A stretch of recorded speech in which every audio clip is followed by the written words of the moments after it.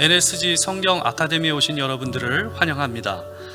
오늘부터 5주 동안에 걸쳐서 성경적 종말론과 최근 이단의 동향이라는 제목으로 우리 강의가 진행이 됩니다.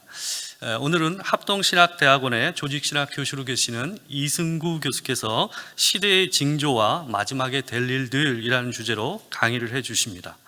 이승구 교수님을 소개해드리자면 현재 한국복음주의 신학회 회장이시고 2011년도에는 성경과 신학 분야에서 가장 영향력 있는 권위자로 선정되실 만큼 강의를 아주 잘하시고 제자들에게 존경을 받는 교수님이십니다. 이제 이승구 교수님 나오셔서 강의해 주시도록 하겠습니다. 여러분들을 만나 뵙게 돼서 반갑습니다. 먼저 5주 중에서 2주 저와 같이 종말론 공부를 이제 할 거고요. 중간에 이상훈 교수님하고 세대주의의 문제점을 이제 한번 살펴볼 거고요. 그 다음에 이제 탁지원 교수님하고 이제 이단이 종말론을 어떻게 이용하는가 하는 얘기들을 여러분이 이제 생각하실 것입니다. 이 모든 것의 출발점으로서 제일 좋은 출발점이 어딜까 생각할 때 역시 예수님께서 해주신 얘기를 보는 것이 제일 편합니다. 그래서 오늘 마태복음 24장을 중심으로 해서 우리들이 마지막에 될 일들을 어떻게 생각해야 되는가 하는 것을 정리해 보도록 하겠습니다. 이것은 두 가지 유익이 있는데요. 첫 번째는 이 모든 것의 출발점으로서 예수님의 말씀을 가지고 시작한다라고 하는 것이 의미가 있고, 사실은 이것이 다른 모든 이 마지막에 대한 계시의 초석이 되는 계시다라고 하는 것을 생각해야 됩니다. 그래서 나중에 이제 요한계시록을 공부할 시간이 또 따로 있겠지만 요한계시록을 이해하는 가장 기본적인 틀도 예수님께서 이미 주셨던 이 말씀을 가지고 얘기를 하는 것이 좋습니다. 마태복음 24장의 이 말씀은 마가복음 13장에도 비슷한 말씀이 있고, 흔히 그 말씀을 우리가 소묵시록이라고 하기도 하죠. 그것이 요한계시록과 지금 오늘 우리가 생각할 말씀이 어떻게 연관되어 있는지를 연결시켜 볼 수 있는 좋은 말씀이 될 수 있습니다. 또는 예수님께서 좀 이따 본문을 살펴보면 우리가 보겠지만 감람산에 앉아서 이 말씀을 하시는 것이거든요. 그래서 이 말씀을 흔히 감람산 강화라고 이야기를 합니다. 그러나 출발점은 감람산 맞은편에 예수님께서 예루살렘 성전에 계실 때로부터 출발이 되어집니다. 24장 1절이 그렇게 시작되어지죠. 예수께서 성전에서 나와서 가실 때에, 이것이 이제 출발점이었습니다. 그때 제자들이 예수님께 성전의 아름다운 건물을 보이면서 가까이 나왔습니다. 그 사람들이 성전에 대해서 주의를 집중시키려고 한다고 하는 것을 예수님이 아셨던 것이죠. 이 제자들의 마음은 이 성전이 아름답다고 생각을 했을 것이고, 이렇게 아름다운 성전이 있을 수 있음에 대해서 예수님께 동의를 구하고 이것에 대해서 예수님의 의견이 어떤지를 물어보려고 했을 것입니다. 근데 그렇게 성전이 멋이 있고 아름답다고 생각하려고 얘기하려고 하는 그 제자들한테 예수님께서 매우 청천벽력과 같은 말씀을 하십니다. 뭐라고 얘기하시느냐? 2절 말씀이 이렇습니다. 이 모든 것을 보지 못하였느냐? 진실로 내가 너희에게 이르노니 돌 하나도 돌 위에 남지 아니하고 다 무너뜨려지리라. 놀라운 일이죠. 예루살렘 성전이 아름답다고, 다음에 이것이 우리의 모든 경건 생활의 중심이라고 생각하는 예수님의 제자들, 그 사람들의 그 생각은 당시의 모든 유대인들의 생각의 반영이기도 했습니다. 이 성전이 있는 한 비록 로마가 우리를 점령하고 있어도 우리는 하나님의 백성이다 라고 생각하는 것이죠. 예수님의 제자들도 그렇게 생각하면서 지금 이 성전을 예수님께 자랑하려 나왔습니다. 우리가 시간이 있는 대로 나와서 기도하는 이 성전, 또 큰 절기를 이곳에서 보내는 이 성전, 그것은 우리에게 의미 있는 곳이다 라고 얘기하는 거죠. 근데 예수님께서는 성전의 멸망을 얘기합니다. 그것도 아주 전면적인 멸망을 말씀을 하시는데 이 구절 이후로는 이제 사람들이 모든 것이 완전히 멸망하게 될 때를 항상 돌 하나도 돌 위에 남기지 아니하고 무너진다라는 말로 표현할 정도가 되어졌습니다. 상투적인 억구가 되어버린 것이죠. 예수님의 이 말씀이 일종의 유행을 만드는 말이 되어졌습니다. 이 세상 모든 것이 다 없어질 것의 핵심으로 예루살렘 성전이 파괴되어지는 것을 얘기하는 거예요. 이 말을 듣고 제자들은 깜짝 놀라지 않을 수 없었습니다. 성경의 분위기가 어떤지 나타나 있지 않지만 이때 이제 여러분이 거룩한 상상력을 동원하셔야 되는데, 그때서부터 예루살렘 성전으로부터 감람산에 이르기까지 이게 이제 소위 기드론 시내를 지나가는 일입니다. 지금은 시내를 지나가지 아니하고 찻길을 통과해서 가게 되죠. 그죠? 예루살렘 성전이 이곳에 있으면 저희 감람산이라고 올리브 동산이 이제 큰 길을 사이에 두고 있게 되어지죠. 그럼 예루살렘 성전으로부터 감람산에 이르기까지 걸어가면서 아마 매우 조용했을 것입니다. 제자들은 충격에 빠져서 예수님이 우리의 모든 경건 생활의 중심인 성전이 무너진다고 얘기하시니 어떻게 될 것인가 라는 생각을 하면서 같이 가고 있었을 겁니다. 예수님께서 감람산에 가서 앉으셨습니다. 좋은 기회가 온 것이죠. 제자들이 예수님께 가서 물어보기를 시작합니다. 이때 제자들의 질문은 자기들 나름대로의 해석을 담고 있습니다. 성전이 무너진다고 하셨는데 그때는 아마도 이 세상이 멸망할 때야라야 성전이 무너질 것이다. 자기들의 해석을 담고 있는 것이죠. 그래서 예수님께 와서 이렇게 준비를 합니다. 질문을 합니다. 3절 조용히 예수님께 와서 묻는 질문이 어느 때에 이런 일이 있겠습니까? 즉 성전의 멸망이라고 하는 게 언제 있겠습니까? 그 질문한 다음에 나오는 말에 이분들의 해석이 들어갑니다.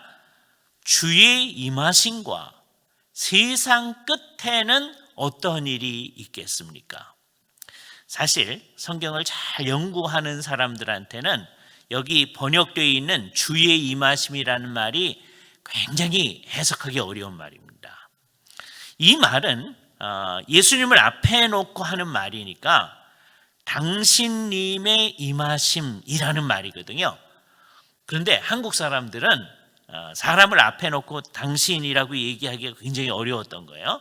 그래서 우리 성경을 번역하신 옛날의 어른들도 이걸 어떻게 번역할까 하다가 일관성 있게 이런 구절들은 전부 다 주의라고 바꿨습니다. 워낙은 당신의라는 말인데 예수님을 앞에 놓고 한국 사람들은 누구를 앞에 놓고 얘기할 때 당신 그럴 때는 그 사람은 자기를 동격으로 취급하는 거거든요. 그래서 결혼해서 남편과 아내가 서로 당신 그렇게 표현할게요. 동격이라는 표현이죠. 그렇지 않으면 시장판에서 싸울 때 사람들이 하는 말이 당신이란 말이잖아요. 그래서 그렇게 차마 번역할 수는 없어서 옛날 사람들이 고민을 하면서 전부 다 주예라고 고쳤습니다. 마치 마태복음 16장에서 베드로가 예수님께 대해서 정확하게 대답을 할 때 우리말 성경의 옛날 번역본이 이래요. 지금도 그렇게 번역되어 있지만 주는 그리스도시요 살아계신 하나님의 아들이십니다. 이렇게 번역이 되어 있죠. 이게 이제 우리 선배들의 큰 고민이 담긴 번역입니다. 원문은 뭐였느냐 하면 당신은 그리스도시요 살아계신 하나님의 아들입니다. 이런 얘기거든요. 근데 주님을 앞에 놓고 그렇게 말할 수 없으니까 고민하다가 일관성 있게 주의 임하심, 여기서는 그렇게 번역했던 것이고 마태복음 16장에서는 주는 그리스도시요 살아계신 하나님의 아들이십니다 라고 했던 것입니다. 좋은 번역인데 문제는 이렇게 번역해 놓으면 우리 머릿속에 여기에 주의라는 말이 있다고 자꾸 생각을 하는 거죠. 저도 오랫동안 그렇게 생각해 왔었어요. 심지어 이게 헬라어로 당신이라고 되어 있다는 것을 생각하면서도 그냥 주라는 말이 거기 있겠지 이렇게 생각한 적이 있었습니다. 그렇지 않잖아요, 그죠? 그래서 이거를 이제 우리의 선배들은 이제 어떻게 할까 하다가 주의 임하심이라고 이제 표현했던 것이고 우리 박윤선 목사님의 표현을 가지고 우리가 원용해서 말을 한다면 당신님의 임하심 이렇게 표현할 수 있겠죠. 박인선 목사님께서는 언제나 성부, 성자, 성령을 지칭하실 때는 언제든지 당신님이라고 하는 아주 독특한 말을 사용하셨습니다. 물론 이 말이 한국어 문법에는 맞지 않습니다. 그럴지라도 성부, 성자, 성령을 얼마나 높이시는가 하는 것을 알 수 있는 것이죠. 여기 예수님께서 임하시는 때가 있다라고 제자들이 질문하고 있다는 것, 이게 난점인 것이죠. 왜요? 지금 예수님이 아직 떠나가시지도 않은 때거든요. 제자들이 그것을 의미 있게 생각하는 때도 아니란 말이에요. 그런데 이 사람들이 주의 임하심이라는 말을 할 수 있다는 거예요. 당신님께서 여기 임하실 때가 있다라고 하는 말을 한다고 하는 건 굉장히 놀라운 것입니다. 오늘 우리 입장에서는 그게 쉽게 이해될 수 있어요. 이 세상이 끝날 때는 예수님이 다시 임하시는 때이다라고 하는 게 예수를 믿는 사람들은 누구든지 다 생각하는 것이 되어졌어요. 좋은 상식입니다. 그리고 옳은 생각이에요.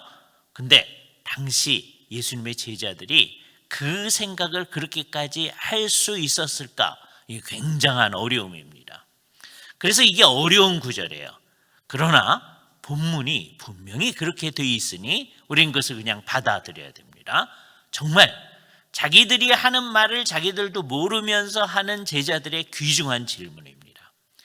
당신님의 임하심과, 그리고 그때는 언제라고 생각하냐면 세상 끝이라고 생각하는 거예요. 소위 이 세상 끝이라는 말, 다음번에 우리가 이 말에 대해서 좀 더 집중해서 생각할 것입니다.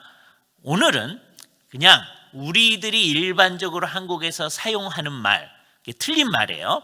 이게 틀렸다는 게 다음 주에 밝혀질 겁니다. 그러나 일반적으로 우리가 생각하는 말은 세상 끝을 종말이라고 생각하죠. 나중엔 이게 틀렸다는 말을 우리가 알아야 됩니다. 그러나 하여튼 이 세상에서 다 그렇게 생각하고 한국교회 다 그렇게 생각하기 때문에 우리도 그 말을 같이 생각할 거예요. 지금 예수님의 제자들이 틀린 개념을 가지고 예수님께 묻듯이 우리도 그렇게 생각할 겁니다. 예수님이 다시 오실 때 그때야 세상 끝이 될 텐데 그때야 이 성전이 무너질 겁니다 라고 지레 짐작을 하고 이따가 보면 이게 틀렸습니다. 그럴지라도 제자는 그렇게 생각하는 거예요.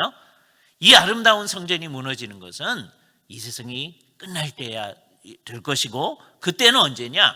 예수님이 다시 오실 때입니다 라는 전제를 가지고 질문하기를 뭐라고 질문하느냐? 그때의 징조가 무엇입니까?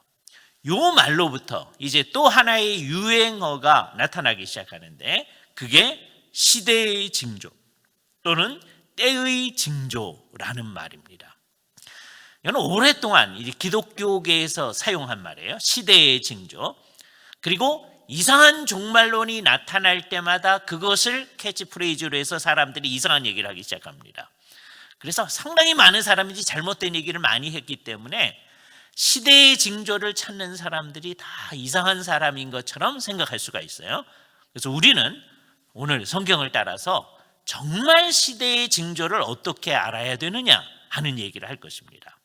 이 얘기를 할 때 먼저 예수님께서는 이 4절서부터 14절까지 예수님이 이 세상에 마지막 계시는 그때, 이게 마지막인지 제자들은 모르지만 우리는 알고 있어요.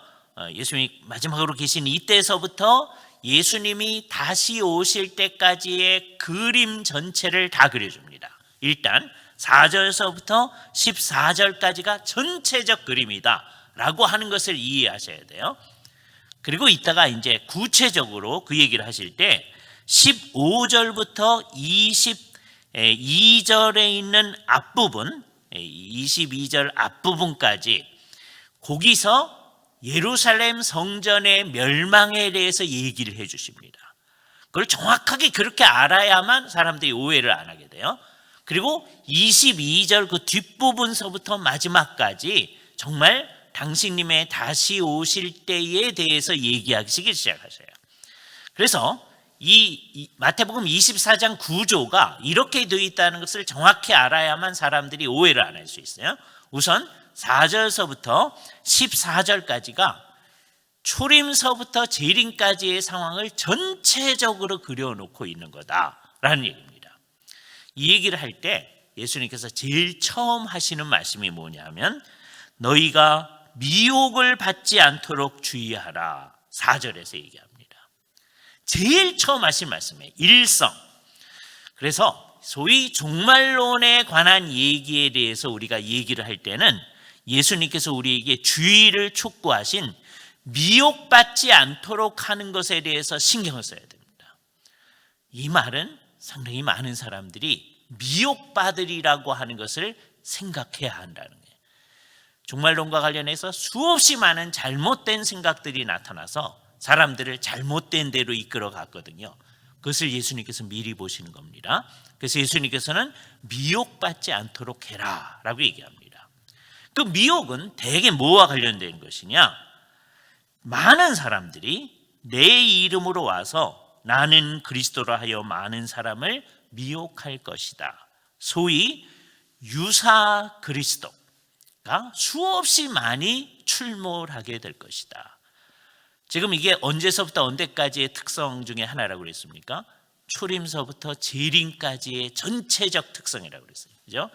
그래서 1세기서부터 지금까지 또 예수님이 다시 오실 때가 언제인지 성경은 그날과 그때는 아무도 모른다고 그랬으니까 그걸 아주 분명히 해야 됩니다. 오늘 그 말씀을 우리가 분명히 할 텐데 하여튼 주께서 분명히 해주시는 이 특성은 초림서부터 재림까지는 거짓된 그리스도가 사람들에게 와가지고 자기가 그리스도다라고 사람들을 미혹하게 할 것이다 라고 합니다. 이 거짓 그리스도는 크게 나누면 두 종류가 있는데요. 그 중에서 엉터리는 자기가 그리스도다라고 주장하며 나오는 거예요. 메시아 사칭자들이 계속 나타날 겁니다. 유대 땅에서도 계속 그런 사람들이 이제 나타났고요. 예수님 이후에도 그런 사람이 나타났고, 다음에 이제 기독교회 안에서는 예수님이 이제 다시 오신다고 그랬으니 내가 다시 오신 예수다 그러면서 나타난 사람들입니다. 그게 조금 수준이 떨어지는 메시아 사칭자들입니다. 수준이 높은, 이게 나쁜 의미의 수준이 높은 거예요. 그래서 진짜 수준이 높은 게 아닙니다. 더 교묘한 사람들입니다. 이 사람들은 뭐라 그러냐면 절대로 자기가 재림 예수라고 하지 않습니다. 그런데 사람들하고 관계를 하면서 다른 사람들이 이분이 재림 예수다 라고 얘기하게끔, 그렇게 고백하게끔 분위기를 만들어 놓는 거예요. 나중에 이게 문제가 되면 이 사람은 주장하기를 나는 한 번도 내가 메시아라고 해본 적이 없다. 내가 재림 예수라고 해본 적이 없다. 사실이죠. 자기는 안 했거든요. 그러나 그렇게 하게끔 분위기를 다 만들어간 거죠. 우리는 이 세상에 이 두 가지 형태의 거짓 그리스도에 대해서 첫 번째 마음속에 품고 어떤 사람이 이런 주장을 해도 거기에 가지 않도록, 거기 미혹을 따라가지 않도록 해야 합니다. 그렇게 하기 위해서는 4절서부터 14절까지 초림서부터 재림까지의 정황을 전체적으로 얘기하는 것들을 분명히 해야 합니다. 첫 번째, 무슨 일이 있어야 될 것인가를 얘기하시는데 난리와 난리의 소문을 듣겠다 이렇게 얘기해요. 난리와 난리의 소문, 둘이 다른 거죠. 하나는 난리 그 자체고 다음에 난리에 관한 소문을 듣겠다. 그죠? 여기 중요한 말, 이런 일이 있어야 하되 아직 끝은 아니니라. 이 예수님의 말씀이 아주 중요합니다. 이거는 이제 다음 주에 좀 더 상세하게 말씀할 텐데 예수님으로 말미암아 이제 종말이 끝이란 말로 사용되는 말이거든요.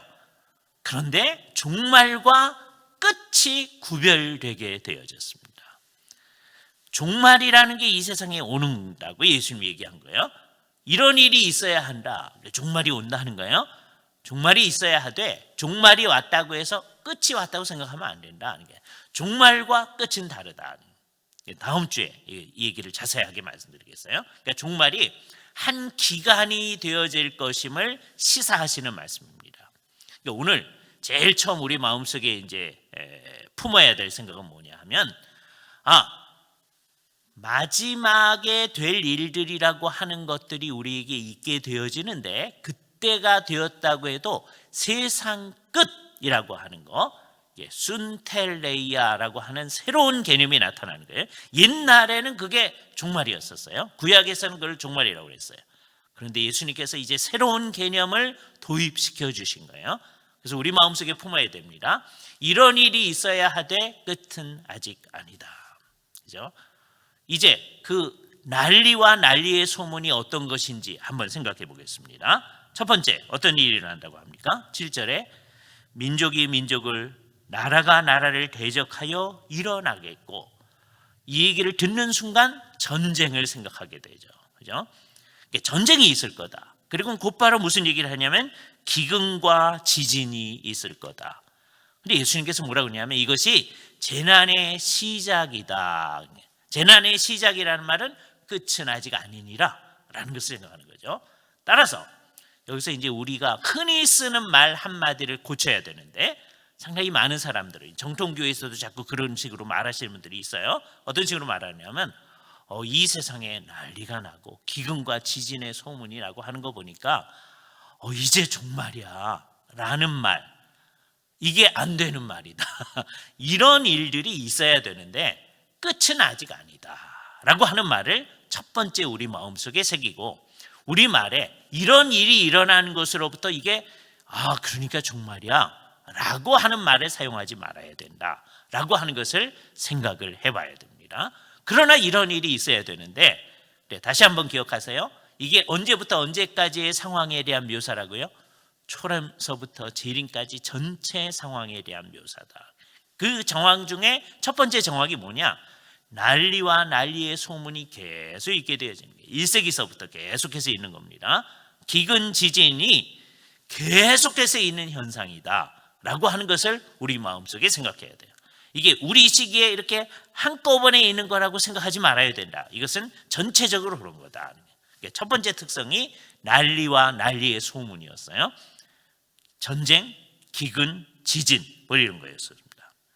두 번째 특성은 특히 믿는 사람들에게 관련된 일인데요. 9절이 이렇게 얘기합니다. 그때 사람들이 너희를, 예수님의 제자들을 얘기하는 거죠. 그런데 너희라는 말이 그냥 그 자리에서 예수님의 얘기를 듣고 있는 그 제자들 뿐만 아니라 앞으로 예수를 믿는 사람들을 다 포함하는 거죠. 너희를 환난에 넘겨주겠으며 너희를 죽이리니 너희가 내 이름 때문에 모든 민족에게 미움을 받게 될 것이다. 이 너희를 유대인이라고 생각하는 사람들이 상당히 많이 있었어요. 유대인들이 모든 민족에게 미움을 받게 된다라고 얘기하는 거다. 그 얘기가 아닙니다. 믿는 사람들에 대한 얘기예요. 예수 그리스도를 믿는 사람들이 예수를 믿는다는 것 때문에, 예수님 때문에 이 세상에서 미움을 받게 되어지는 일, 그걸 우리는 성경이 환난이라고 했습니다. 이게 환난이란 말에 독특한 개념을 만드신 거예요. 환난은 어려움입니다. 그렇죠? 우리 아까 난리와 난리의 소문이 난다고 그랬잖아요. 이 세상 모든 사람들이 난리 속에 있는 게, 그게 그냥 일반적인 의미에서는 환난이죠. 근데 이제 이때서부터 기독교인들은 환난이라는 말을 예수를 믿는 사람들이 특히 당하는 어려움을 지칭할 때 쓰는 말로 독특한 용어로 쓰기 시작한 거예요. 환난입니다. 그죠? 그래서 이 세상 전체가 어려울 뿐만 아니라 그걸 난리와 난리의 소문 그랬었어요. 두 번째 현상, 예수를 믿는 사람들이 환난 가운데 있다. 어려움 가운데 있다. 언제요? 초림서부터 재림까지 우리의 삶 전체가 그렇다. 예수를 믿으면서 어려워지지 않으니까 사람들이 이것을 잊어버린 때들이 있습니다.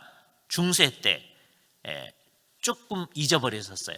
그럴만하면 패스트 같은 것이 나타나서 사람들을 알고 어려움 가운데 있게 되어지죠. 근데 그거는 환난은 아닙니다. 고난이었죠. 그렇죠? 환난은 뭐였느냐?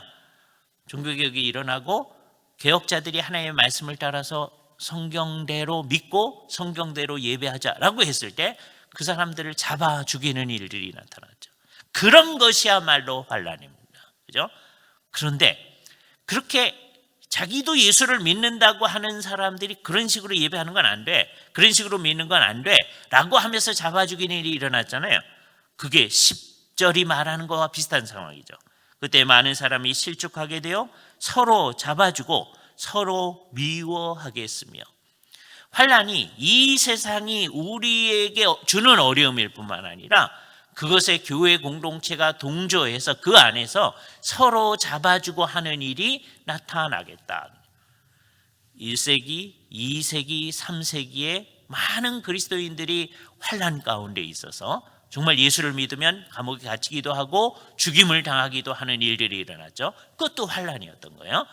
종교개혁 시대 때 개혁자들을 따르는 사람들은 천주교 지역에 있다가는 사형을 당하거나 화형을 당하거나 아니면 린치를 당하거나 하는 어려운 가운데 있었죠. 그것도 환난의 하나입니다.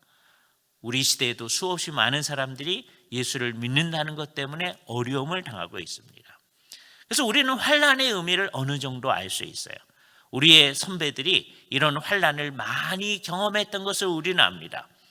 그런데 마치 우리 시대의 사람들은 이 환난을 마치 서구 사람들이 오랫동안 자기들에게 당하는 환난이 없어서 그 환난은 우리에게 없는 것처럼 생각하는 것처럼, 우리나라 교회들도 지난 몇 년 동안 환난이 없었기 때문에 환난이 없는 것처럼 생각하는데, 이와 같은 일이 믿는 사람들에게는 계속 있을 거다.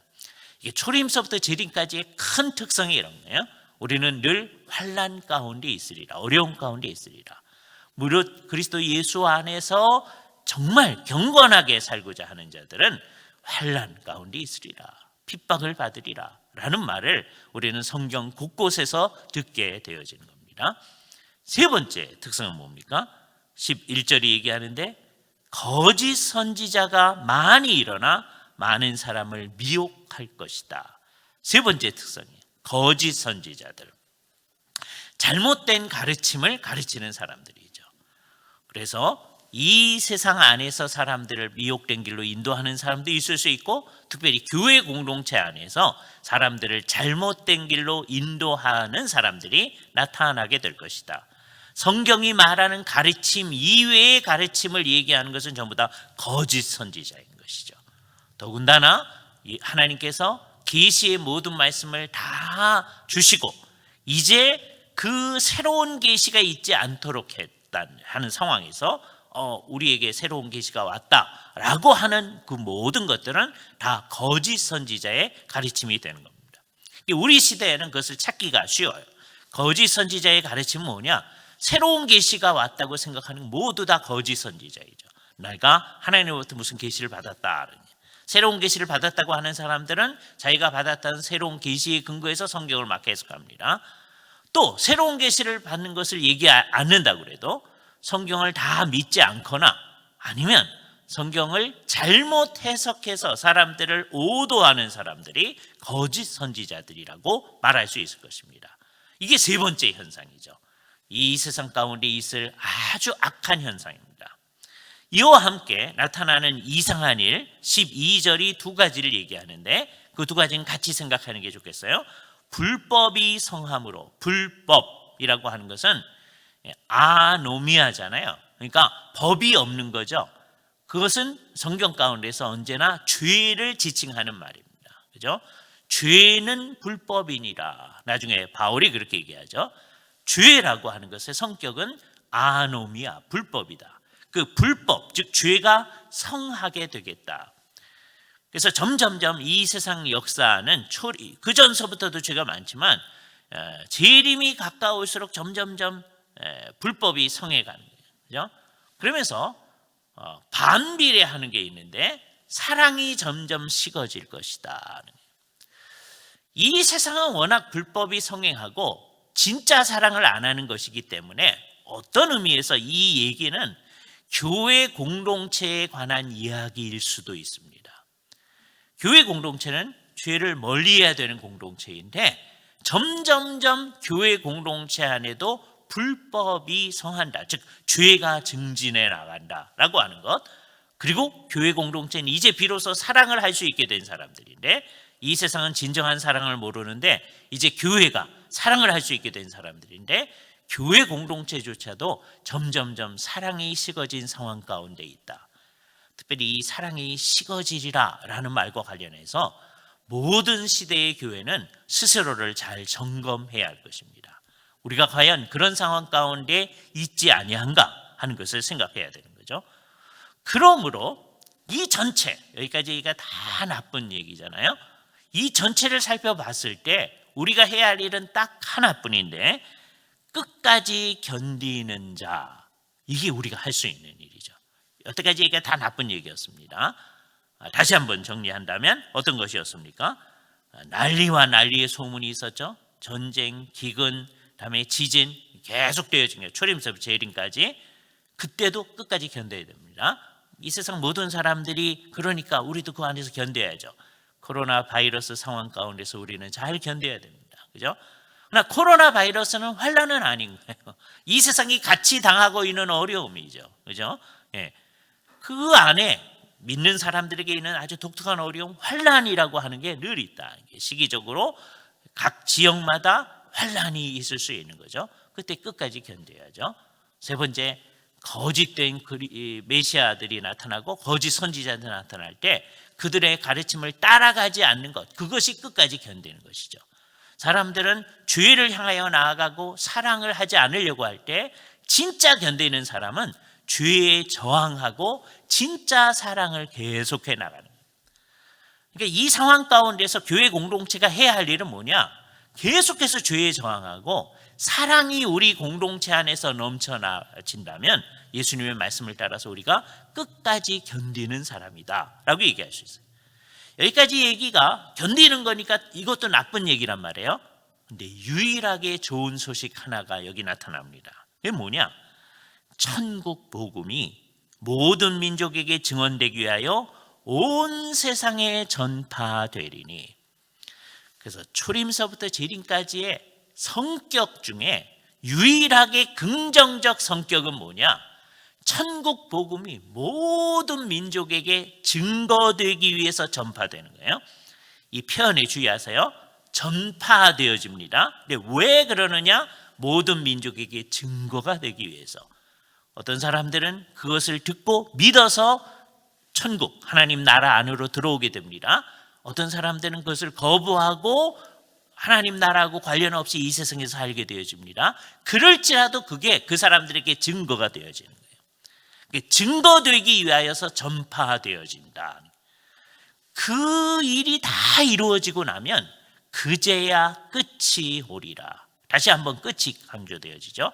그러니까 초림서부터 재림까지가 전부 다 우리한테는 어려움의 시기입니다. 그러나 그 시기가 아직은 끝이 아니다. 이 어려움의 시기에 우린 끝까지 견뎌야 되는데 그 견디면서 해야 할 긍정적인 일은 천국 복음을 전하는 일이다. 그래서 다음번에 우리가 집중해서 생각하려고 하는 게 우리가 전파해야 될 천국 복음이 뭔가.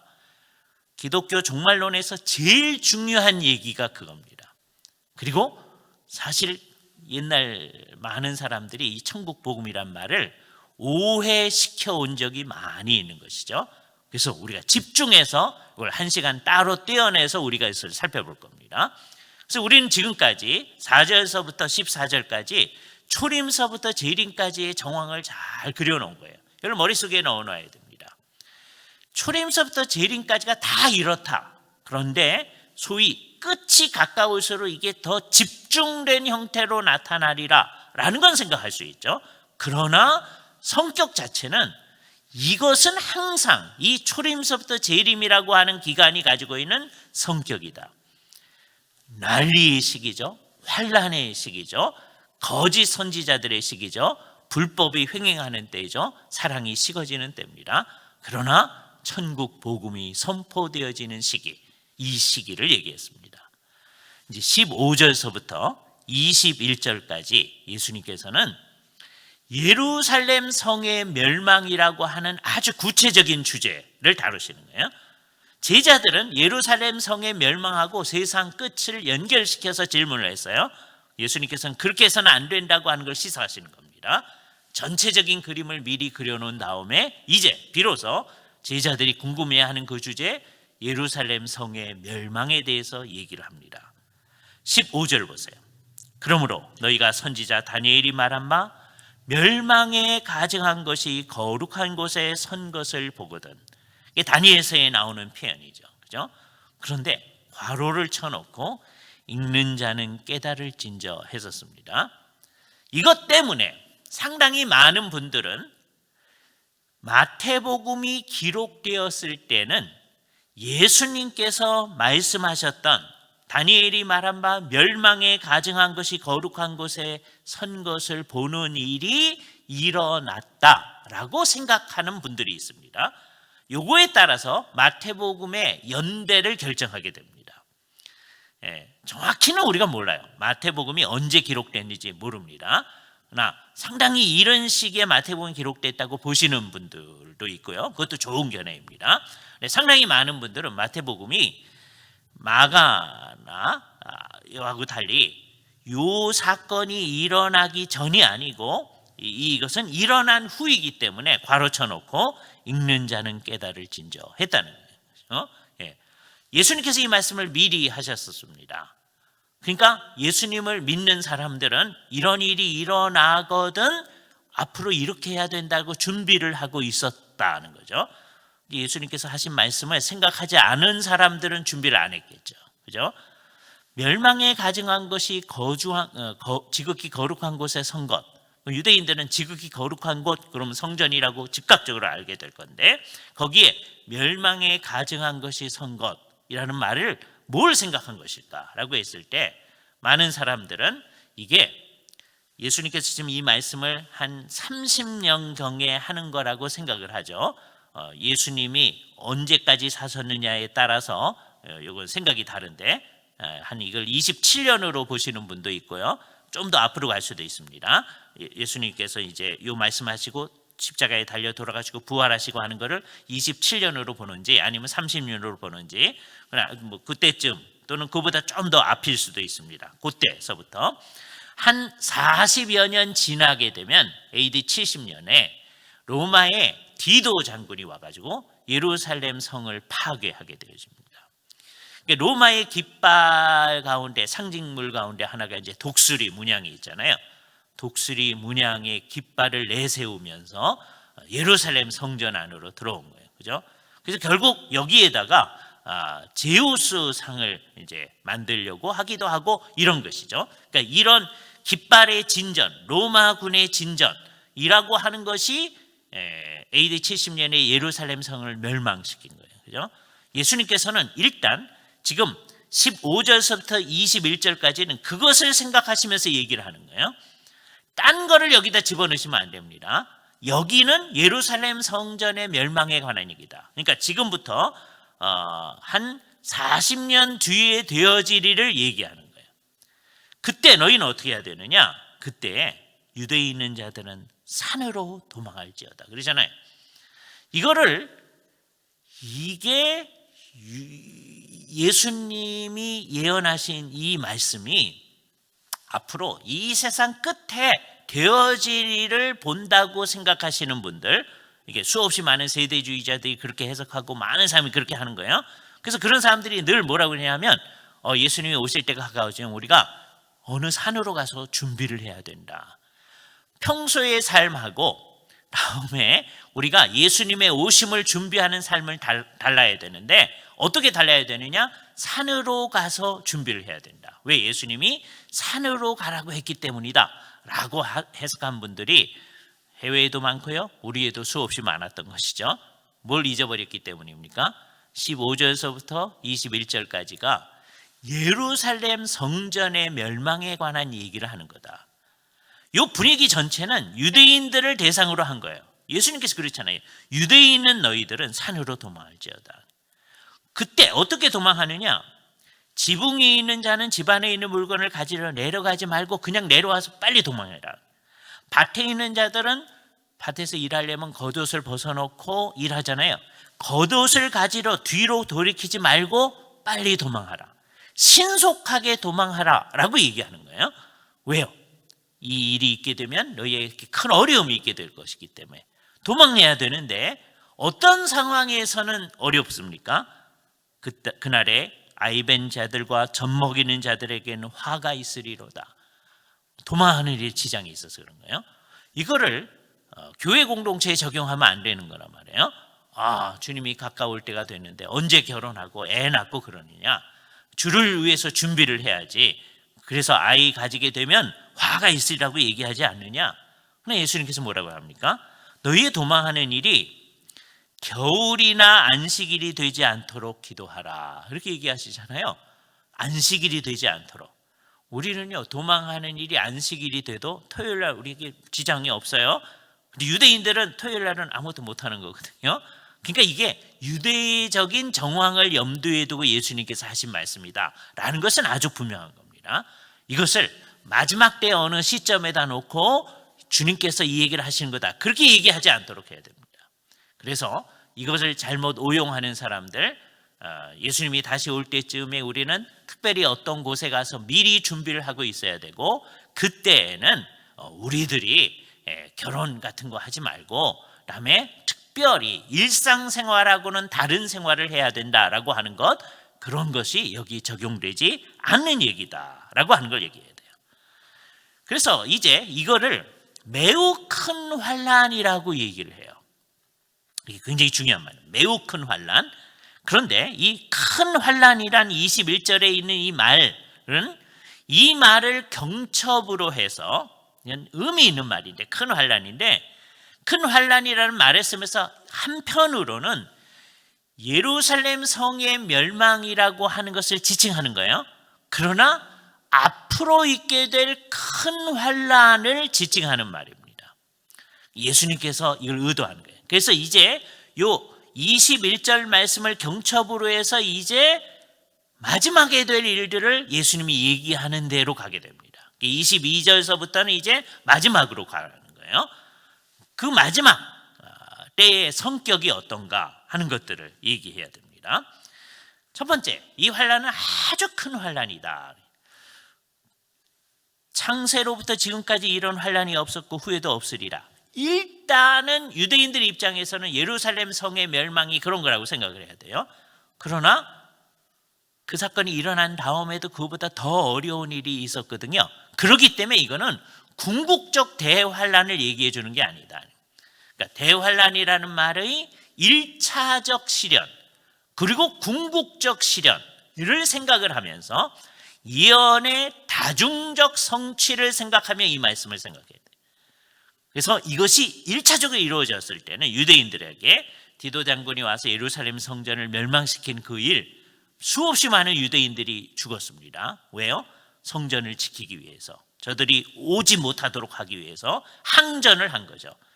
그 당시 그 근처에 있던 예수를 믿던 사람들은, 그 가운데서 예수님의 말씀을 정말 잘 기억하는 사람들은 이런 일이 있을 때는 우리 빨리 도망하라고 그랬다. 이 사람들은 사실 도망했던 거예요. 그래서 그 당시에 믿는 유대인들은 많이 죽지 않았다고 합니다. 그렇죠? 그러니까 이 1차적 시련에 있어서는 AD 70년에 있었던 예루살렘 성전의 멸망을 얘기하는 거죠. 그런데 그걸 경첩으로 해서 마지막에 있는 큰 환난을 얘기하는 거예요. 아까 우리가 초림서부터 재림까지가 믿는 사람한테는 다 환난의 시기라고 했잖아요. 그 환난의 시기 가운데 맨 마지막에 이것이 더 집중적으로 나타날 수가 있는데, 그걸 우리가 대환난이라는 말을 사용하기 시작한 거죠. 대환난의 성격은 어떤 거냐? 이것을 잊어버리지 말아야 된다. 22절, 이 말씀을 대표적으로 세대주의자들이 오해하는 구절이에요. 그 날들을 감하지 아니하면 모든 육체가 구원을 얻지 못할 것이나 그러나 택하신 자들을 위하여 그 날들을 감하시리라. 세대주의자들은 어떻게 생각하느냐? 이게 대환난의 시기가 있는데 우리한테만 이게 감해졌다, 이렇게 생각하려는 거예요. 정말 이상한 해석이죠. 그러나 본문을 자연스럽게 해석하면 그렇게 할 수가 없는 거예요. 세대주의자들의 해석은 어떻게 하느냐?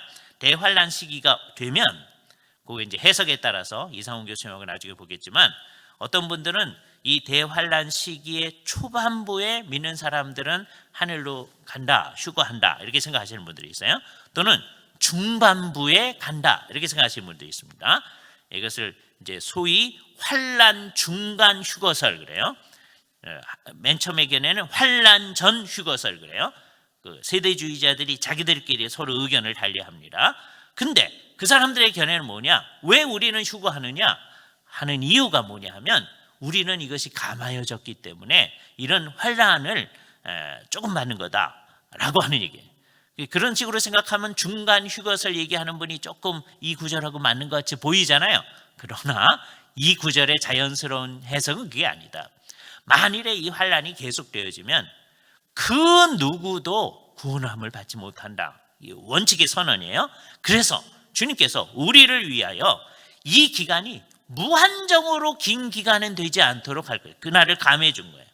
왜 우리들한테 이게 일정한 기간이 되어질 거다. 그러니까 아까 끝까지 견디는 자는 구원을 얻으리라 그랬잖아요. 주님께서 일정한 기간 동안 일을 하기 때문에 참 하나님의 백성들은 이 기간을 끝까지 견디어 나아간다라고 생각을 해야지 우리는 환란을 피하여 가는 사람들이 아니다라고 하는 것을 생각해야 됩니다.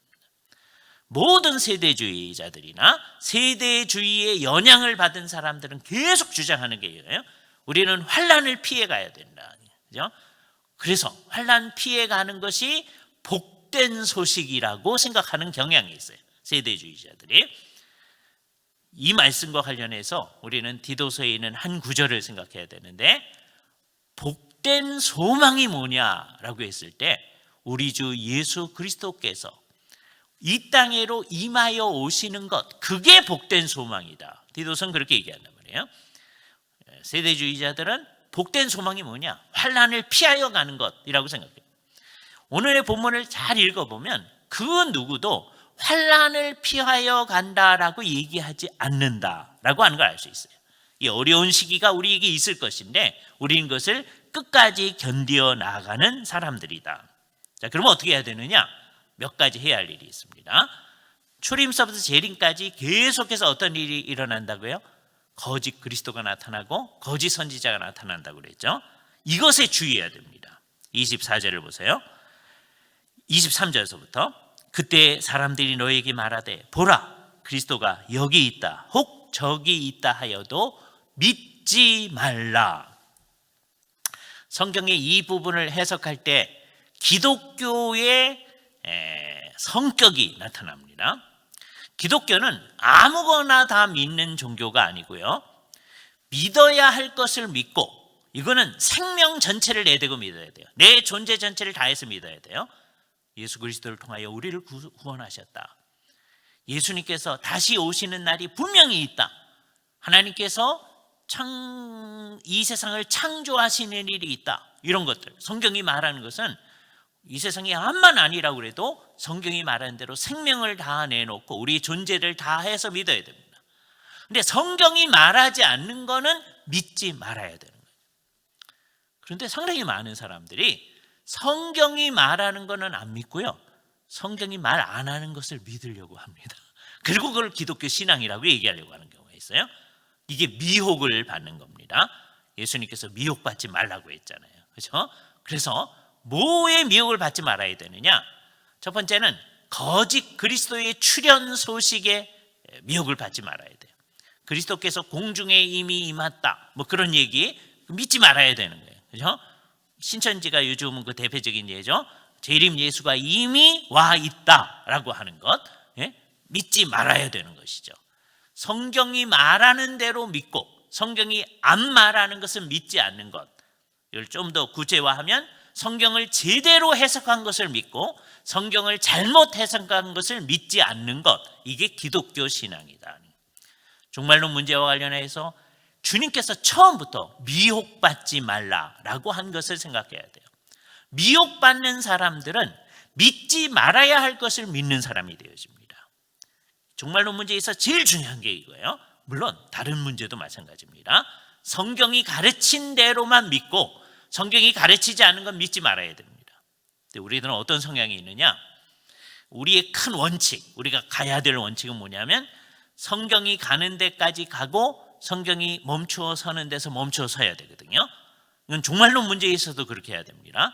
성경이 가는 데까지 가서 가르쳐 주는 것은 다 받아야 돼요. 그런데 우리는 청개구리처럼 하고 있습니다. 성경이 가르쳐 주는 것을 다 공부할 마음들이 없어요. 그럼 별로 관심이 없습니다. 그래놓고 성경이 얘기하지 않는 거에 대해서 나 이거 궁금한데요. 그러려고 하는 성향이 있어요. 내 궁금증 풀어주면 괜찮은 거고, 그게 되게 미혹받기 쉬운 태도인 겁니다. 성경이 그런 얘기 안 하면 우리는 우리가 알 필요 없는 얘기다 이렇게 생각해야 되는 거예요. 근데 그건 궁금한데요. 그러는 경우가 있어요.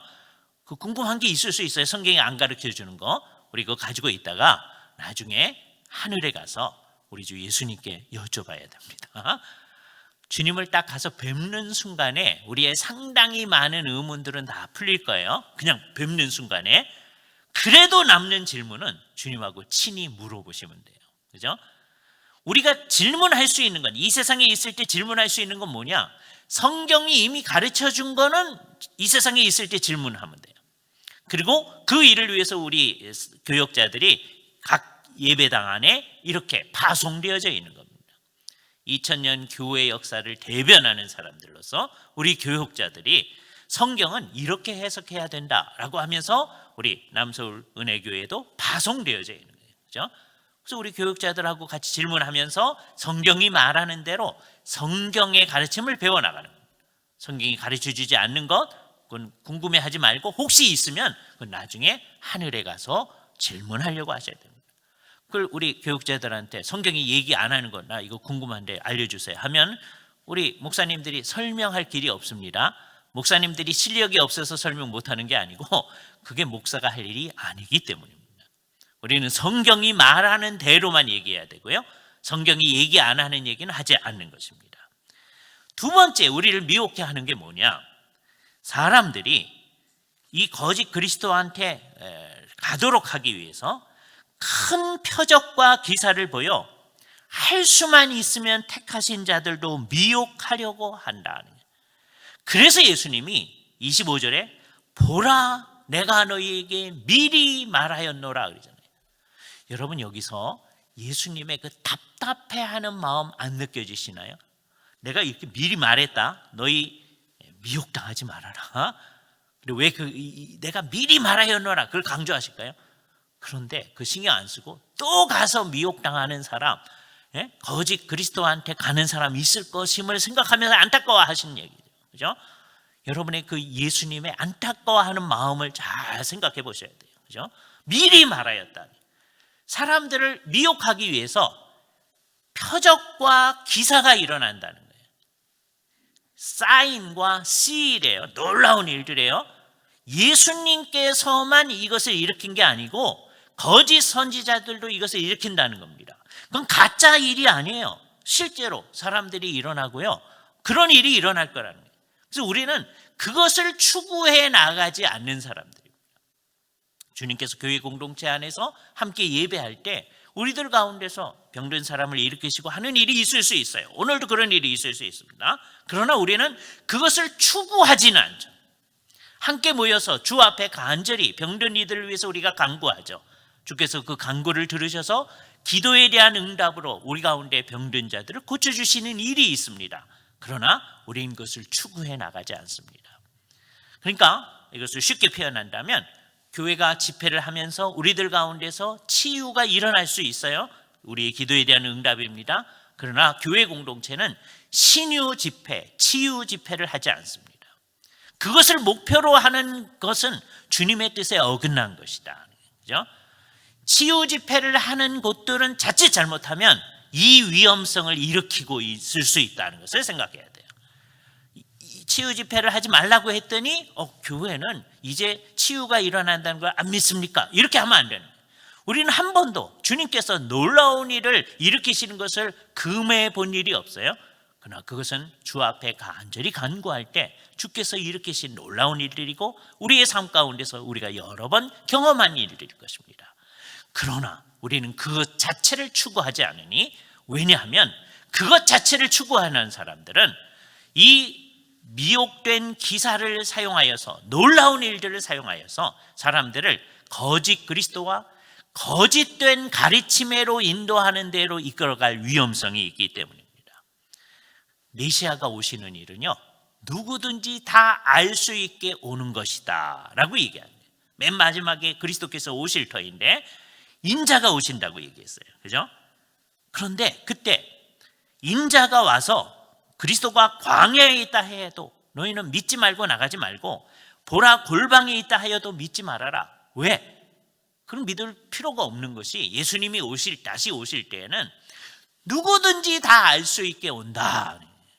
이것을 예수님께서 표현하신 말씀이 27절에 표현한 대로 번개가 동편에서 나서 서편까지 번쩍임 같이 인자의 임함도 그와 같다. 이것의 의도는 뭐예요? 누구든지 알 수 있게 온다는 거예요. 그죠? 이제 20세기 들어와서 사람들은 지구가 동그랗다는 걸 압니다. 그리고 우리가 사는 지역에 번개가 쳐도 저 다른 지역에 번개가 안 친다는 걸 알아요. 그래서 이것에 대해서 의문을 제기하는 사람들이 있는 거예요. 번개가 동편에서 나서 서편까지 저쪽에는 모르는데요. 그러면 이게 무슨 말입니까?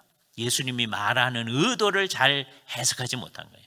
그 당시 유대인들은요, 번개치고 오는 건 누구든지 다 알 수 있게 되어진다 이렇게 생각하는 거였거든요. 그 얘기를 하시는 거란 말이에요. 그죠? 예. 예수님이 어떤 식으로 이 세상에 오시고 그것을 이 세상에 있는 모든 사람이 한꺼번에 다 알게 되는지 우리는 알 길이 없습니다. 그러나 그 일이 분명히 그렇게 되어진다는 거예요. 제가 비유를 하나 들겠어요. 근데 이걸 비유를 듣고서는 미혹에 빠지면 안 됩니다. 그 얘기가 아니기 때문이에요. 제가 초등학교 6학년 때 65년도입니다. 인류 최초로 닐 암스트롱이 달에 발을 디뎠습니다. 그렇죠? 네. 그거를 한국에 있는 우리들도 텔레비전으로 다 봤었어요. 달에서 있어지는 일인데 미국서 이제 쏘아 올려서 그 일이 일어난 건데 미국 사람들만 본 게 아니라 한국에 있는 사람도 봤습니다. 인간의 능력으로도 달에서 되어지는 일을 모든 사람이 다 볼 수 있다면 우리 주 예수 그리스도께서 오시는 것을 이 세상 모든 사람이 모르게 일어날 거다. 그건 말이 안 되는 거죠. 제가 아까 미혹에 빠지지 말라고 한 거, 예수님이 오시는 거 텔레비전 중계하는 거군요. 이렇게 오해하지 말라는 거예요. 우리는 그게 어떻게 이루어지는지 모릅니다. 그러나 누구든지 알 수 있는 방식으로 올 것이다 라고 얘기하는 거예요. 그죠? 자, 주님이 오시는 그 일들은 정말 누구든지 알 수 있게 온다. 그러면 그것과 관련해서 우리는 어떻게 해야 되느냐? 첫 번째 생각해야 될 것이 35절 36절 말씀입니다. 예수님이 이 얘기를 하셨으니까 천지는 없어질지언정 내 말은 없어지지 않는다. 그러면서 하실 말씀이 분명히 오는데 예수님께서 다시 오시는데 그러나 그날과 그때는 아무도 모르나니 하늘의 천사도 모르고 아들도 모르고. 이 말이 좀 설명을 필요로 하죠. 예수님도 몰랐다는 말이냐? 그 얘기가 아닙니다. 이 아들도 모르고 라는 말은 예수님의 인자로의 자격으로서 인성으로 그건 내 알 바 아니다. 예수님의 인성은요 아는 게 제한되어 있습니다. 그러나 예수님의 신성은 모든 걸 다 아시죠. 예수님이 신성으로는 이 세상에 계실 때 여러분의 이름 다 압니다. 그때 여러분의 이름 지어지지도 않았어요. 근데 다 압니다. 근데 예수님이 인성으로는 여러분의 이름 모르셨어요 그때. 예? 요 차이를 잘 생각해 보셔야 되는 거예요. 아주 독특한 일이죠. 이게 예수님의 독특성입니다. 우리는 내가 아는 건 알고 모르는 건 모르는데 예수님에게 있어서는 신성과 인성의 이 독특한 조화가 있다. 그게 어떻게 하나로 있을까? 그게 예수님의 신비인 거예요. 성육신의 신비인 거예요. 그죠? 예수님은 그 신성으로는 졸지도 아니하고 주무시지도 아니하셔요. 그러나 인성으로는 배 타고 가다가 주무시기도 하시고요, 좋으시기도 하시고요. 예수님의 신성은 목마르지 아니하셔요. 그러나 예수님의 인성은 목마르셔서 수가성의 여인한테 목마르다고 물 좀 달라고 하실 수도 있고 십자가에서 목마르다 하실 수 있는 거예요. 인성으로 그럴 수 있는 거다. 그래서 인성이 요구하는 것과 신성이 요구하는 게 다를 수 있는 거예요. 여기서도 그 얘기입니다. 아들도 모른다라는 말은 예수님이 신성으로도 모른다 그 얘기가 아닙니다. 그러면 성자는 존재하지 않은 게 되죠. 그죠? 그럴 리가요. 그죠? 성부, 성자, 성령은 동등하시다고 했잖아요. 그죠? 그러니까 신성으로는 다 아시는 거예요. 그러나 메시아의 자격으로서 나 알 바 아니다. 그죠? 오직 아버지만 아신다라고 했을 때 하나님이 아신다. 그러니까 성부, 성자, 성령께서 아십니다. 그러나 예수님이 메시아 자격으로 모른다.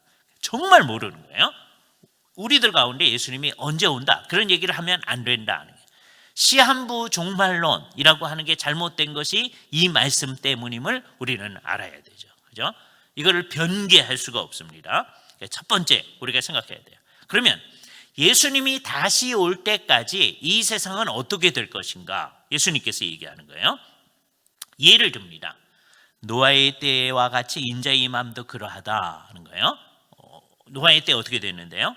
홍수 전에 노아가 방주에 들어가던 날까지 사람들이 그 다음에 말을 주의하시는데 먹고 마시고 장가들고 시집가고 있으면서 요거를 어떻게 해석하느냐에 따라서 잘못된 해석들이 횡행하기도 하고요.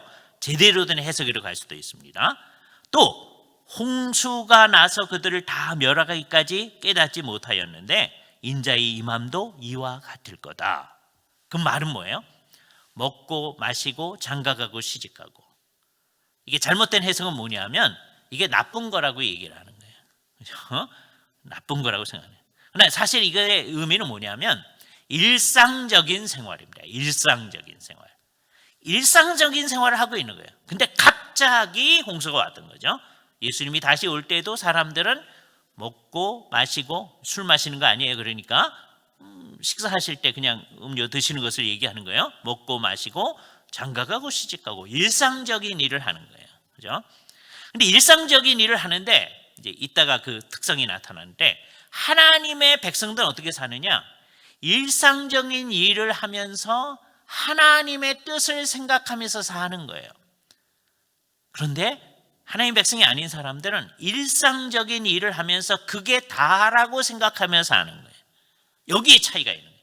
똑같이 일상적인 일을 하는 거예요. 자, 일상적인 일을 한다. 예수님이 다시 오실 때를 얘기하는 거예요. 예수님이 다시 오실 때 어떻게 될 거예요? 두 사람이 밭에 있음에 한 사람은 데려가고 한 사람은 버려둠을 당할 것이요. 남자들 얘기를 했으니까 여자들 얘기를 해야죠. 두 여자가 맷돌질을 하고 있으면 한 사람은 데려가고 한 사람은 버려둠을 당할 것이다. 여기서 데려감 당하고 버려둠 당하고 버려둠이라고 하는 표현 자체가 벌써 여기 부정적으로 표현되어 있잖아요. 예, 그냥 내버려졌다 하는 거예요. 그냥 내버려졌다. 하나는 데려가졌다 하는 거예요. 그게 어떤 거냐에 따라서 사람들은 잘못된 해석들을 많이 합니다. 핵심은 뭐냐? 분리를 얘기해요. 분리. 똑같은 일을 하는데 남자들이 나가서 일하는 일, 밭에 나가 일하는 일이 옛날이니까 또 여자들이 맷돌질을 하는 거예요. 부엌 일을 하는 거예요. 똑같은 일을 합니다. 그런데 그들 사이에 분리가 일어난다. 어느 사람이 구원받은 겁니까? 그걸 질문할 필요가 없는 거예요. 그거는 다른 데서 얻는 거죠. 여기서 데려감을 당한 사람이 구원받은 겁니까? 아까 세대주의자는 그 데려감 당하는 게 휴거 당하는 거라고 자꾸 해석하는 거예요. 그게 잘못해요. 또 상당히 많은 사람들은 세대주의 해석을 안 받아들여도 데려가는 사람들이 천사들이 하늘로 데려가는 거니까 구원받는 거라고 생각하시는 분들이 있어요. 또는 이제 미국의 이제 기독교 세관 운동하시는 분들은 이 땅에서 활동하게 하는 그 사람들이 이게 남아 있는 그 사람들이 일하는 거다. 그렇게 얘기하는 경우가 있어요. 그 둘 가지고 싸울 필요가 없습니다. 이 말씀의 핵심은 뭐냐? 분리가 일어난다는 거예요. 일상적인 일을 하고 있는데 사람들 사이에 분리가 일어나요. 그 분리는 마지막이 왔을 때 분리가 되어지지만 사실은 이 세상을 살 때 이미 그들 속에는 분리가 있는 거예요. 그래서 어떻게 하고 있어야 되나? 이게 오늘 얘기의 이제 핵심입니다. 그럼 어떻게 해야 되냐? 너희는 깨어 있어라. 이 말을 오해하지 않도록 해야 됩니다. 밤에 안 자고 깨어 있어라 라는 말인가? 그래서 상당히 많은 사람들이 밤에 철야들을 합니다. 우리나라 사람만 그렇게 했던 것이 아니라 서양에서도 오랫동안 그렇게 한 거예요. 밤새 안 자려고 하는 거예요. 그렇죠? 그런가? 필요하면 하나님 앞에 간구하기 위해서 밤에 철야하면서 기도할 수가 있어요. 그러나 주님께서 여기서 그 얘기를 하는 것과 여기서는요 물리적 깨어있음을 얘기하는 게 아니다라고 하는 거예요. 깨어있다고 하는 건 뭔가? 어느 날에 너희가 주가 임할런지 너희가 알지 못합니다. 그래서 항상 깨어 있어야 됩니다. 잠을 자지 말라는 얘기가 아니에요. 이거를 문자적으로 해석하면 큰일 납니다. 여러분들은 한잠도 주무시지 말아야 돼요. 그러나 주님께서 얘기하는 게 그게 아니라는 거예요. 그죠? 언제 올 줄 알았다면 준비하고 있지 않았겠느냐? 그러니까 44절, 그러므로 너희도 준비하고 있어라. 깨어 있으라는 말은 뭐예요? 준비하고 있어라. 항상 준비하고 있어라. 예수 그리스도를 믿는 사람들은 이 태도를 가지는 겁니다. 이 태도가 이제 다음 주에 좀 더 강조하려고 하는 소위 종말론적인 태도예요. 종말론적인 태도는 언제 가져야 됩니까? 초림서부터 재림까지 전부 다 예수를 믿는 사람들은 항상 깨어 있는 거예요. 요즘에 이런 일이 있으니까 주님이 오실 때가 됐으니까 우리가 준비해야 되겠다. 그게 아니고, 그거는 항상 깨어 있는 게 아니죠. 예수를 믿는 사람들은 항상 깨어 있어야 돼요. 초림서부터 재림까지 경성하는 거예요. 그죠? 예. 하나님의 뜻이 뭔지를 알면서 그 깨어있는 태도로 일상생활에 임하는 겁니다. 이게 예수를 믿는 사람들의 삶의 태도예요. 매일매일을 사는 그리스도인의 삶입니다. 1세기의 그리스도인들도 그렇게 살아야 돼요. 16세기의 그리스도인들도 그렇게 살아야 돼요. 항상 깨어있는 태도로 21세기의 우리들도 그렇게 사는 겁니다. 항상 준비하고 있는 거예요. 어떻게 해야 되느냐? 주님께서 언제 오실지 모르니까 예수님께서 한 비유를 주십니다. 이 비유를 듣고 나면 사람들이 예수님의 의도를 잘 알게 되어져요. 46절서부터 있는 비유인데, 우선 그 비유의 내용을 먼저 생각해 보죠. 여기 어떤 청지기가 있습니다. 이 청지기가 자기 집에 있는 사람들한테 필요한 양식을 때를 따라서 잘 공급을 하고 있어요. 일상생활을 하고 있는 거죠. 그죠? 자, 이 사람이 이렇게 하는 걸 보는데 주인이 와서 이 청지기가 그렇게 하는 걸 보면 그 청지기에게는 복이 있을 것이죠. 그죠? 그러면 나중에 어떻게 되느냐? 주인이 그 모든 소유를 그에게 맡길 것이다 라고 얘기하죠. 근데 그렇지 아니하고 그 청지기가 마음속에 생각하는 거예요. 자기 나름대로 생각하는 거예요. 주인이 더디 오리라 라고 생각하는 거예요. 이 사람의 해석이에요. 이 사람은 어떤 사람이냐? 요때쯤 주님이 올 거다. 그럼 깨서 이제 준비할 사람입니다. 잘할 사람이에요. 근데 아직은 아니고 그러고 있는 거예요. 그래서 어떻게 하느냐? 딱 준비하기 전이니까 이 사람은 어떻게 하느냐? 동료들을 때리고 억압하는 거예요. 술 친구들과 더불어 먹고 마시게 되면 이건 나쁜 의미죠. 그죠? 그러니까 자기의 일에 충성하지 아니하고 그냥 자기 나름대로의 삶을 사는 겁니다. 왜 이렇게 삽니까? 아직 이때 주님이 오는 때가 아니야. 마지막 때의 징조를 보면 내가 움직일 거야.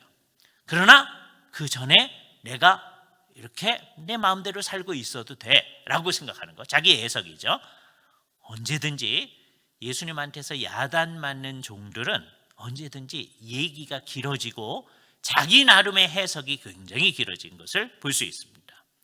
달란트 비유에서도 마찬가지고 여기서도 마찬가지로 나타나고 있어요. 자기 나름의 해석을 합니다. 한 달란트 받은 자도 우리 주인은 굳은 사람이라 심지 않은 데서 거두는 분이다. 자기의 해석을 가지고 있어요. 즉 신론이 잘못되어 있는 거예요. 이 사람은 아직 때가 아니야. 종말론이 잘못되어 있는 겁니다. 자기의 해석을 가지고 있어요. 그죠? 그 모든 것이 종말론적인 삶의 태도를 가지지 않는 거예요. 이렇게 사는 종을 악한 종이라고 본문은 표현하고 있어요. 그럼 우리는 어떻게 해야 되느냐? 이렇게 살게 되면 주인이 어떻게 할 거냐? 이것도 비유적인 말씀입니다. 51절에 어미 때리고 외식하는 자가 받는 벌에 처하리니 거기서 슬피 울며 이를 갈리라 라고 표현되어 있어요. 이게 비유적 표현입니다. 예수님이 나중에 이렇게 악한 일을 행한 사람 막 때리시겠죠? 그 얘기를 하는 게 아니다. 그죠? 이게 비유 속에 나오는 얘기죠. 그런 사람들은 때린다. 그러니까 그에게 상응하는 벌을 그에게 줄 것이다. 이 비유 속에 나타나는 사람이 다 일을 맡은 사람입니다. 그죠? 다 그 집 주인의 그 가택의 모든 일을 관리하는 사람. 근데 한 사람은 늘 깨어서 준비하고 있었고 한 사람은 그렇지 않은 사람이다. 그죠? 그 늘 깨어서 준비하고 있는 사람은 여기서 주의해야 되는데, 깨어서 준비했기 때문에 괜찮은 게 아니고 주님을 믿었기 때문에 그 결과로 깨어 있는 거죠. 그죠? 주님을 믿었다고 하는 게 중요한 거예요. 이 사람이 주님을 믿는다. 주님을 믿는데 뭐까지를 믿느냐? 내가 언제 올지 모른다고 하는 것까지를 믿는 거죠. 자기 해석을 거기다 붙이지 않는 거죠. 종말론적인 삶의 태도는 여기서 오는 거예요. 그러니까 마태복음 24장에서 얘기하는 이 얘기를 딱 생각을 하면 우리가 잘못되어질 것이 없습니다. 주님이 오시기 전에 딱 때가 되어지면 그때 우리가 일상생활하고 다른 특별한 일을 할 거다, 해야만 한다 라고 하는 게 잘못되었다는 걸 생각해야 돼요. 그러니까 그때가 되기 전에는 우리 마음대로 살아야 된다. 그것도 잘못되어 있는 것이죠. 우리는 어떤 삶을 삽니까? 늘 똑같은 삶을 삽니다. 이게 진짜 믿는 사람의 특성이에요. 성경을 그대로 믿고 성경을 계속 공부해 나가죠. 언제까지 그래요? 주님이 오실 때까지 공부합니다. 그죠? 주님이 오시고 나면 주님께서 이제 친히 가르쳐 주실 거니까 성경을 뭐 따로 공부하진 않을 거예요. 그러나 이전에 우리가 성경을 이렇게 해석했었는데 이건 어떻게 진짜로 해석해야 되냐, 뭐 이런 얘기는 할 수 있을 거예요. 그때 모든 성경이 다 없어지는 건 아닐 테니까요. 그렇죠? 예, 주님하고 성경을 놓고 얘기는 할 수 있을 것입니다. 그때 우리가 했던 해석 중에 상당수는 잘못 해석했다고 주님한테서 꾸지람을 받을 수도 있어요. 그러나 그때는 성경을 공부하는 때는 아니에요. 그러나 예수님이 다시 오시기까지 우리는 계속해서 성경을 공부하는 거예요. 그래서 강조하는 겁니다. 주님이 다시 오실 때까지 우리는 어떤 공동체이냐? 깨어있는 공동체니까 그건 뭐 하는 거냐? 성경을 공부하는 공동체이다. 그렇죠? 교회 공동체는 항상 그렇게 있는 거예요. 그래서 우리가 성경을 같이 해석해 나가는 공동체예요. 이게 해석 공동체입니다. 우리가 그런 공동체로 이 땅 가운데 있는 거예요. 그렇죠? 그래서 주님의 뜻을 가지고서 이 일을 수행해 나가는 거예요. 지금 이 자리에 우리 교육자들 중에 일부가 여기 있습니다. 나머지 분들은 이것을 나중에 이제 보시죠. 자, 그런데 교육자들한테 아주 적합한 말인데요. 사실은 교육자들에게만 적합한 말은 아닙니다. 아까 읽었던 말씀 가운데 45절 말씀 제가 한번 읽겠어요. 충성되고 지혜 있는 종이 되어 주인에게 그 집 사람들을 맡아 때를 따라 양식을 나눠줄 자가 누구냐라고 하는 말, 우선 교육자들한테 한번 적용을 해보겠습니다. 이때 오해를 하지 말아요. 이게 유일한 적용이다 그러면 안 돼요. 우리는 정말 영적인 양식을 주님으로부터 맡아가지고 하나님의 백성들한테 이것을 때를 따라서 공급하는 역할을 하는 사람. 그래서 항상 깨 있으면서 두 가지를 신경 쓰는 거죠. 하나는 주님의 뜻이 뭔가 전체적인 뜻을 생각 쓰면서, 또 하나는 우리 성도들이 어떤 위치에 있는가 하는 걸 잘 생각을 해가지고 이걸 잘 균형 있게, 요때는 요만한 말씀을, 요때는 이것을 감당할 수 있으니까 이만한 말씀을 때를 따라 적절하게 양식을 나눠주는, 영적인 양식을 나눠주는 사람의 역할을 할 수 있는 거죠. 그러니까 교육자들은 이것을 볼 때 우리에게 참 적절한 말씀이다 이렇게 생각할 만합니다. 근데 사실 예수님은 그런 의도로만 얘기한 게 아니고 이 세상을 사는 하나님의 백성들 전체가 그런 삶을 사는 거다라고 해요. 아까 우리가 먹고 마시고 장가가고 시집가고 이 세상의 일반적인 일을 합니다. 태어나서 어린아이들이 자라나요. 그리고 학교에 가고 취업을 하고 자기가 원하는 것을 이루려고 애쓰고 그다음에 늙어가고 죽고 하는 일상적인 일을 합니다. 그 일을 하면서 우리는 동시에 그 일이 하나님의 백성들에게 적절한 것들을 다 공급해 주는 일을 하는 거다. 어떤 방식이든지 주어진 사명에 따라서 그게 다릅니다. 아까 그 교육자들은 영적인 양식을 공급하는 그 일이 그분들의 사명이니까 그렇게 적용할 수 있겠지만, 우리 성도들은 다양하게 우리가 하나님의 백성들을 잘 섬기고 백성들에게 필요한 것을 공급하는 역할을 하는 거죠. 그게 깨어있는 삶의 태도를 가지는 거예요. 그러니까 진짜 종말론적인 삶의 태도는 그런 거예요. 먹고 마시고 장가가고 시집가고, 그걸 현재로 바꾸면 때가 되면 학교에 가고 또 입학시험을 보고 진학을 하고 취업을 하고 하는 그 과정 가운데서 그저 우리가 어떻게 잘 되느냐, 우리가 어떻게 좋은 사람이 되느냐, 그거에 신경 쓰는 게 아니고 우리는 어떻게 하나님 나라의 백성들에게 필요한 것들을 잘 공급하느냐, 그 일이 되어져야 되니까 안 믿는 사람에게도 필요한 걸 공급해서 저 사람들이 혹시 감화 받아서 주님 앞으로 돌아오게 되는 날도 이제 생각을 하는 것이죠. 그것을 위해서 우리가 살게 되어지는 그 일을 하게 되어졌을 때 그게 깨어있는 삶을 사는 겁니다. 물론 그 일을 위해서 아까 얘기한 것처럼 같이 성경을 계속 공부하고 일정한 시간을 내서 기도하고 하는 일도 하죠. 그러나 그것만이 깨어있는 거다라고 생각하지 말아야 되고, 그 모든 것이 성경 공부하고 같이 모여서 예배하고 같이 기도하고 하는 모든 것들은 결국 이 세상에서 하나님의 백성다운 삶을 삶으로써 드러나는 것이죠. 이 사람이 깨어있느냐 안 깨어있느냐 하는 것은 그 일을 정말 어떤 일을 위해서 하는가 하는 걸 보면 알 수 있습니다. 예를 들어서 올해 고3인 학생이 있다고 해보세요. 그 학생은 이 1년 동안 뭐 하는 겁니까? 모든 것을 접어두고 그냥 공부만 하는 겁니까? 그렇지 않아요. 우리도 같이 공부합니다. 수험생의 역할을 합니다. 그런데 그걸 하면서 나는 왜 이것을 하느냐? 나는 하나님 나라의 백성으로서 하나님의 뜻을 잘 이루기 위해서 한다 라는 태도로 공부를 해야죠. 그러기가 쉽지 않죠. 그러나 그렇게 해야죠. 그게 깨어있는 겁니다. 깨어있어서 밤에 잠 안 자고 공부하는 그 얘기가 아니고 정말 하나님의 백성으로서 내가 앞으로 많은 사람들에게 필요한 것들을 공급하기 위해서 나는 이 시간 동안에 수험생 역할을 제대로 한다. 그러니까 똑같이 수험생의 역할을 하는 거고 똑같이 입학시험을 보고 할 터인데 그 기간 동안에 하나님 나라 백성다우게 생각하며 사는 거죠. 그게 깨어있는 삶입니다. 그게 종말론적인 삶이죠. 그게 마태복음 24장을 제대로 읽은 사람의 삶이 되어집니다. 그렇게 하지 않는다면 우리는 잘못되어진 길로 나아가는 겁니다. 이제 말씀을 이제 마치면서 두 가지를 강조합니다. 첫 번째, 때의 징조라고 하는 것들을 오해하지 않도록 해야 한다. 때의 징조는 예수님께서 초림서부터 재림까지를 전체적으로 얘기해 주신 것이다 라고 하는 거예요. 두 번째, 참 하나님의 백성들은 이제 이 세상 초림서 재림까지의 삶의 한 부분을 우리 살아가는 거예요. 그때 살아나갈 때 우리들은 뭘 하느냐?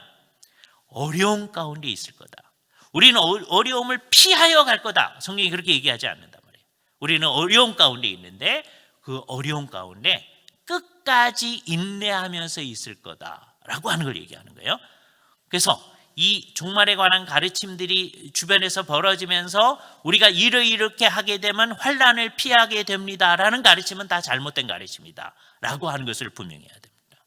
세 번째, 우리는 이 세상에 있으면서 하나님께서 우리에게 맡겨주신 하나님 나라 백성의 큰 사명들을 제대로 감당하는 사람으로서의 일을 해나가야 되겠죠. 그것이 우리가 해나가는 일입니다. 거룩한 하나님의 백성으로서 우리는 어떤 일을 하느냐? 성경 전체가 강조하고 오늘의 본문에서도 강조하는 것은 뭐냐? 하나님의 백성들에게 필요한 것들을 제공하는 사람으로 있게 되어진다. 우리는 이 세상에 왜 있어요? 하나님의 성경이 있는 거죠. 하나님 나라를 드러내기 위해 있는 거죠. 그러나 그것이 어떤 식으로 드러납니까? 사람들에게 필요한 것들을 공급하는 사람으로 있는 거예요. 마치 요셉이 자기의 가정과 이집트에 사는 사람들 전체에게 필요한 것을 공급하는 사람으로 있었던 것처럼 우리도 이 세상에서 사람들에게 필요한 것을 공급하는 사람으로 있게 될 것입니다. 밖에 나가서 열심히 일하는 거죠. 왜 열심히 일합니까? 우리가 먹고 살기 위해서 일하는 거 아니에요? 물론 우리가 먹고 사는 일도 거기 포함되죠. 그러나 열심히 벌어가지고 사람들에게 필요한 것들을 공급하는 사람으로 있기 위해서 우리는 열심히, 이게 정말 종말론을 제대로 배우고 하나님께서 우리로 하여금 살라고 한 하나님의 백성의 삶을 사는 사람으로서 이 세상에서 사는 사람이 될 것입니다. 종말론 문제를 생각하면서 다른 식으로 생각하지 아니하도록 이 세 가지 요점을 마음속에 품어야 합니다. 미혹받지 않도록 해야 합니다. 이 시기를 넘어가려고 생각하면 안 됩니다. 우리는 그 안에서 끝까지 견디는 사람으로 있으면서 오히려 그 안에서 끝없는 사랑을 가지고, 이 세상은 사랑이 식어지는 상황 가운데 있는데 계속해서 살아가면서 사람들에게 필요한 것을 공급하는 사람으로 이 땅에 있어야 할 것입니다. 같이 기도하시죠. 거룩하신 주님, 감사합니다. 오늘도 우리에게 시간을 주심을 감사합니다. 함께 주님의 뜻을 생각하게 하시며 하나님께서 우리들로 하여금 지향해 나가도록 하는 바가 무엇인지를 바라볼 수 있게 하심을 감사합니다. 예수님의 제자들은 예루살렘 성전의 멸망이 세상 끝에나 있을 거라고 생각했지만 주님께서는 그렇지 않음을 분명히 하시면서 예루살렘 성전의 멸망과 세상 끝에 되어질 일을 구별하셔서 참 하나님의 백성들은 예루살렘 성전이 멸망한 뒤에도 이 땅을 살아나가되 하나님의 백성다우게 일상생활을 하면서 하나님의 뜻을 파악하여 사람들에게 필요한 것을 공급하는 사람으로, 하나님의 일을 맡아서 사명을 수행하는 사람으로 살아나간다고 하는 것을 우리 마음속에 명심하며 제대로 된 종말관을 가지고 이 땅을 살아갈 수 있도록 우리를 인도하여 주시옵소서. 우리 주 예수 그리스도의 이름으로 기도하옵나이다. 아멘.